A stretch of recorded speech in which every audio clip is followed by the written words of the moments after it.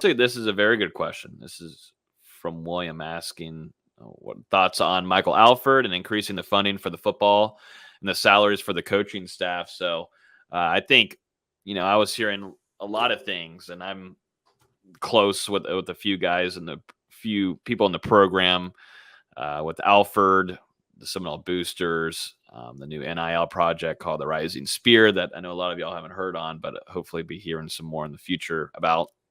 Um,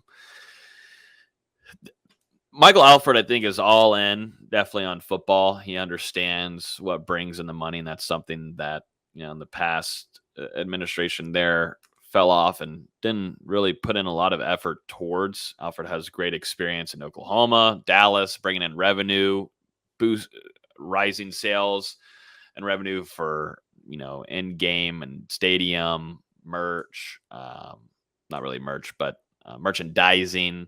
That's something that Alfred does. He's good at raising that money. And so I think Florida State and Mike Norvell and Alfred are going to be a good tag team together. I think Alfred's going to listen. He's going to try his hardest to help the staff as much as possible, because Florida State has got to do this if they want to bring in some of these recruits and bring in, some of these coaches across the country with respectable backgrounds.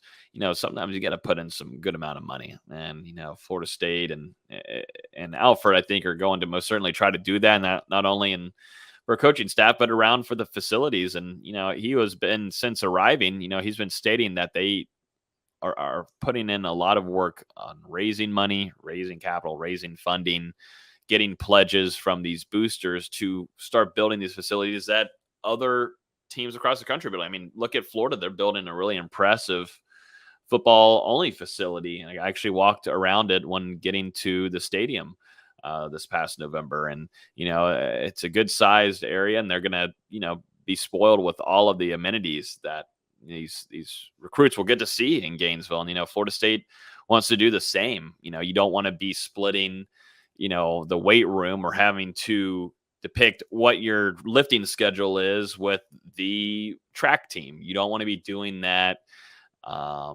with it's not basketball, but I forget a few more of the other sports teams. There's multiple men's and women's sports that work out in there. The cafeteria, everything's split together there too. You don't.